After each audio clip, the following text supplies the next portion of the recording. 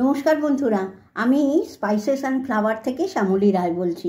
এতদিন আমি আমার চ্যানেলের নামটা উল্লেখ করতাম না, সেটা একান্তই দরকার ছিল। যাই হোক বন্ধুরা, আপনাদেরকে আজকে আমি একটা একদম নতুন ইউনিক রেসিপি দেখাবো। সত্যিকারেরই ইউনিক রেসিপি, পালং ছানার পাটিসাপটা। এই দেখুন, আমি খুব সুন্দর করে পালং শাকটাকে ধুয়ে পরিষ্কার করে রেখে দিয়েছি। এইবারে এটাকে আমি কি করব, সেদ্ধ করে এটাকে পিষে নেব, আপনাদেরকে দেখাচ্ছি।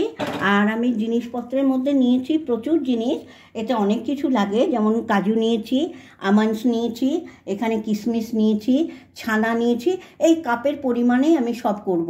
দেখুন, এই 1 কাপ মানে ছানা নিয়েছি, 1/2 কাপ হচ্ছে কোকোনাট মানে নারকেলের গুঁড়ো, নারকেলটাকে কোড়া করে নিয়েছি। এখানে খোয়া ক্ষীর নিয়েছি, আর 1/2 কাপের থেকে একটু কম। আর এখানে পরিমাণ মতো ঘি, একটু আদা। এছাড়া দেখুন, আমি এখানে একটু নেব, আমি গুঁড়ো করে রেখেছি কালো গোলকি মানে গোলমরিচ গুঁড়ো লাগবে। আরও 2-4টে জিনিস লাগবে সেটা। এছাড়া লাগবে ময়দা, সুজি আর চালগুঁড়ি। এবার তাহলে আমি প্রথমে পালং শাকটাকে, বন্ধুরা দেখুন, এই পালং শাকটাকে আগে প্রথমে আমি জল গরম করে সেদ্ধটা করে নিচ্ছি। দেখুন জলটা ফুটছে, এই অবস্থায় আমি এই পালং শাকগুলোকে এতে দিয়ে দিচ্ছি। কাটবো না, কাটলে একদম ল্যাটলেটে হয়ে যাবে। মানে এটাকে গোটা গোটাই আমি পালং শাকগুলো দিয়ে ওই 2 মিনিট জলে রেখে তারপরে কি করব সেটা দেখাচ্ছি। আর বন্ধুরা প্লিজ আমাকে একটু আপনারা লাইক, সাপোর্ট আর সাবস্ক্রাইব করবেন প্লিজ। আপনাদের সাপোর্ট আমার প্রচণ্ড দরকার। আপনারা আমার ভিডিওগুলো দেখছেন কিন্তু পছন্দ লাইকও করছেন না, একটু সাবস্ক্রাইব করছেন না। প্লিজ আমাকে একটু সাপোর্ট করবেন বন্ধুরা। এইভাবে পাটিসাপটা আমার তো মনে হয় বোধহয় কোটিতে 2-3 জনই ট্রাই করেছে। একবার এই পাটিসাপটাটা করবেন, আপনি দেখবেন তারপরে স্বাদ। এবারে না আমি জাস্ট 2 মিনিট এটাকে আমি দেখুন জাস্ট ওই গরম ফুটন্ত জলে 2 মিনিট রেখে এইখানে দেখুন, আমি এখানে দেখুন একটা বরফ নিয়ে নিয়েছি। এই দেখুন একটা বরফ নিয়ে নিয়েছি, নিয়ে ঠান্ডা জলটার মধ্যে আমি এইটাকে এই একদম ডাইরেক্ট এই ঠান্ডা জলে এটাকে চোবাবো। কেন বলুন তো? এটা হচ্ছে একটা টিপস। এটাতে না এর যে সবুজ কালারটা একদম অ্যাজ ইট ইজ থাকবে, কালারটা নষ্ট হবে না। এই ঠান্ডা জলে এটাকে আমি 2-3 মিনিট রেখে দেবো। এবার একটা বোলের মধ্যে আমি মিক্সিতে এগুলো, এই দেখুন প্রথমে কাজু দিলাম, তারপরে কিশমিশ, তারপরে ধরুন এখান থেকে আমন্ডস দিলাম, আর এই ইয়েটা যে আমি 1/2 কাপ যে নারকেলের কোড়াটা নিয়েছিলাম সেইটা, এটা দিয়ে একটা পেস্ট বানিয়ে নেব। দেখুন পেস্ট হয়ে গেছে, এটাকে বার করে নিচ্ছি। দেখুন ছানাটাকে একটু ম্যাশড করে নিচ্ছি, হাতে একদম চটকে নিচ্ছি। একটা ফ্রাইং প্যান নিয়ে নিয়েছি, তাতে পরিমাণ মতো ঘি দিয়ে নিলাম। প্রথমে আমি পরিমাণ মতো ঘি দিলাম, মানে প্রায় 25 গ্রামের মতো ঘি দিলাম। আর ঘিটা গরম হয়ে গেছে, এতে আমি প্রথমে 1 চামচ, এই দেখুন আমার ওই যে 1 কাপের কাপটা দেখিয়েছি, 1 চামচ আমি আদা বাটা দিচ্ছি। 1 চামচের থেকে বেশি দেওয়া যাবে না, এই এতটা আদা বাটা দিলাম। 1/2 চামচ জিরের গুঁড়ো দিচ্ছি, দেখুন জিরের গুঁড়ো 1/2 চামচ। 1/2 চামচ গোলমরিচের গুঁড়ো দিচ্ছি, দিয়ে এটাকে একটু নাড়াচাড়া করব। এবারে ম্যাশড করে রাখা ছানাটা দিয়ে দিচ্ছি। দেখুন জিরে, আদা, গোলমরিচের গুঁড়ো দিয়ে তারপরে ছানাটা দিয়ে ভালো করে এটাকে আমি নেড়ে নিয়েছি। তবে সমস্তটাই কিন্তু সিম আঁচে করছি বন্ধুরা, এই টিপসটা আপনারা ভুলবেন না, আঁচটা সিমে রাখবেন। আর এটা যেন শক্ত শক্ত না হয়ে যায়। দেখুন একদম নরম আছে, তেলও বেরিয়ে গেছে। এবার ওই যে কাজু, কিশমিশ, আমন্ডস আর নারকেলের গুঁড়ো, এই নারকেল কোড়াটাতে বেটে রেখেছিলাম সেটা দিয়ে দিচ্ছি। দেখুন পরিমাণ মতো নুন দিলাম, খুব বেশি দেবো না, একটু আন্দাজ মতো একটু হালকা নুন দিলাম। এবার এতে একটু খোয়া ক্ষীর দিয়ে দিচ্ছি। দেখুন আমি খোয়া ক্ষীরটা দিয়ে দিচ্ছি এতে। দেখুন এবারে আমি এইরকম খেজুর গুড় দিচ্ছি, এই চামচে 2.5 চামচ, তাহলে আমার পাক হয়ে যাবে, একদম পাক এসে যাবে। গুড়টা দিয়ে ভালো করে এটাকে মিশিয়ে আমি নাড়াচাড়া করতে থাকবো যতক্ষণ না মোটামুটি একটা পাক এসে যায়। আমি 5 মিনিট ধরে কম সিম আছে পুরটাকে রান্না করছি, মানে বারবার করে নেড়ে নেড়ে, যাতে এমনিতেই ধরবে না। এবারে আমি পুরটাকে আরেকটু শক্ত করব, তারপরে নামিয়ে দেবো।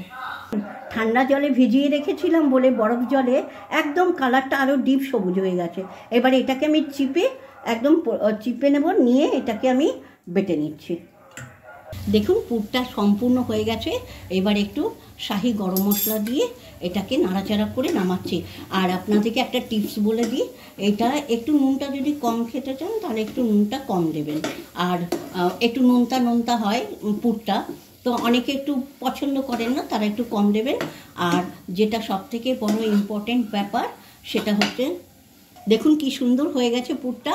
আর আমি ইয়েতে কাজু হচ্ছে 25টা দিয়েছিলাম, কাজু কিশমিশ আমন্ড সবই 25টা করে দিয়েছিলাম। এই কাপের হাফ কাপ ময়দা নিলাম আমি এই কাপটা দিয়ে, আর 1 কাপ চালগুড়ি নিচ্ছি, চালগুড়ি 1 কাপ, 1/4 সুজি দিচ্ছি, আর 1 কাপ আমি এই যে বেটে রেখেছিলাম পালংয়ের এটা দিচ্ছি। এই দেখুন পালংয়ের এটা দিচ্ছি, দিয়ে এটাকে একটা স্মুথ ব্যাটার বানিয়ে নেব। দেখুন আমি গুড় দিলাম 1 চামচ, বেশ বড় চামচের 1 চামচ গুড় দিলাম, আর একটু আদা দিলাম। এই দেখুন একটা, এই যে হাফ চামচের থেকে একটু বেশি আদা দিলাম। এবারে সামান্য অল্প জল দিয়ে এটা একটা ব্যাটার তৈরি করে নেব, না বেশি ঘন না বেশি গাঢ়।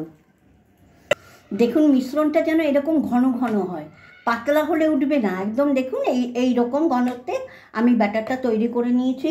এবার দেখুন আমি একটা ননস্টিক তাওয়া নিয়ে নিয়েছি, ওতে না এরকম একটা বেগুনের বোটা, এরকম একটা বেগুনকে কেটে এটাতে তেলটা ব্রাশ করতে খুব সুবিধে হয়।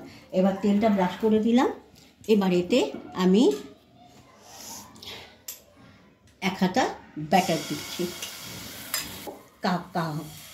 মানে কাগজ বা একটু শক্ত দেশলাই বাক্স হতে পারে। আমি একটা তেজপাতাকে এরকম করে নিয়েছি যাতে এটা আমার ছড়াতে খুব ভালো সুবিধে হয়।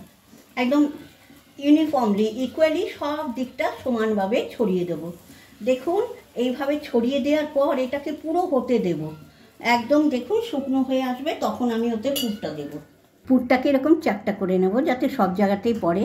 এবার দেখুন এটা প্রায় শুকনো হয়ে এসছে, আমি আরেকটু শুকোতে দেব, তাই মাঝখানটায় দিয়ে দিলাম চেপে। বন্ধুরা আঁচটা কিন্তু সিমে রাখতে হবে। এবারে একদম সহজ, কোনো কষ্টই নেই। দেখুন এইভাবে এটাকে উঠিয়ে দিন, ব্যাস হয়ে গেল। আমার কি সুন্দর একদম পালং আর ছানার পাটিসাপটা রেডি। একদম নতুন ধরনের একটা পাটিসাপটা খেতে। ছানাটা যখন মানে পুরটা যখন হচ্ছিল না, গোটা রান্নাঘরটা একটা অদ্ভুত পবিত্র মিষ্টি মিষ্টি গন্ধ ছাড়ছিল। দেখুন এইভাবে আমি সবকটা ভেজে নিচ্ছি। দেখুন আমার লাস্ট, এবারে এইটা লাস্টে আপনাদেরকে করে দেখাচ্ছি। লাস্টেরটা এরকম করে ব্রাশ করে নিলাম। আর বন্ধুরা আপনাদেরকে ব্যাটারটা একটু ঘন করবেন, এটা দিলাম, আর এটাকে একদম আস্তে করে এটাকে আমি ছড়িয়ে দিচ্ছি। ব্যাটার শুকিয়ে গেছে, এবারে এটা পুরটা দিয়ে দিচ্ছি। আর একটা টিপস বলে দিচ্ছি, এই যে খুন্তিটা আছে না, এই খুন্তির ডগাটাতে মাঝে মধ্যে লেগে যাবে, এটা একটু ধুয়ে নেবেন, কোনো অসুবিধা হবে না তুলতে। এই দেখুন কিচ্ছু করতে হবে না, এই দেখুন এটাকে খালি পাটির মতো বদলে দিলেই হয়ে গেল। ব্যাস আমার হয়ে গেল সব কটা। এবার সাজিয়ে দিচ্ছি। বন্ধুরা আমার ছানা পালংয়ের পাটিসাপটা রেডি। একদম ভিন্নধর্মী, একবার করুন, সকলে ধন্য করবে। একটা কেটে দেখাই আপনাদেরকে, একদম নরম সফট আর তুলতুলে হয়েছে খেতে, আর দেখতে এত ভালো হয়েছে আপনাদেরকে কি বলবো। দেখুন বন্ধুরা কি সুন্দর লেয়ার বাই লেয়ার। এই পিঠেটা অবশ্যই বাড়িতে একবার ট্রাই করুন, সকলে দারুণ পছন্দ করবে আর আপনাকে প্রচণ্ড প্রশংসা করবে। প্লিজ আপনারা, আর বন্ধুরা যাবার আগে আরেকবার বলি, আমার যদি রেসিপিটা ভালো লাগে আমাকে একটু সাপোর্ট করুন, একটু লাইক শেয়ার আর সাবস্ক্রাইব করবেন প্লিজ। বন্ধুরা ছানা পালংয়ের পাটিসাপটা একবার করে খান, আর এর পুরটা যে কি অসাধারণভাবে তৈরি হলো দেখেই বুঝতে পারছেন এর স্বাদ কেমন হবে। আর আপনারা অনেক আনন্দে থাকুন, সুখে থাকুন, ভালো থাকুন, পিকনিকে যান, এরকম একটা পিঠে করে নিয়ে যান, বন্ধুরা সব ধন্য করবে। আর বন্ধুরা যাবার আগে আরেকবার নিবেদন করি আমাকে একটু সাপোর্ট করবেন, সাবস্ক্রাইব করবেন আমার চ্যানেলটাকে, লাইক শেয়ার। আর আপনাদের সকলের মঙ্গল আর সুস্থতা কামনা করে আজকের মতো ভিডিওটা এখানেই শেষ করছি।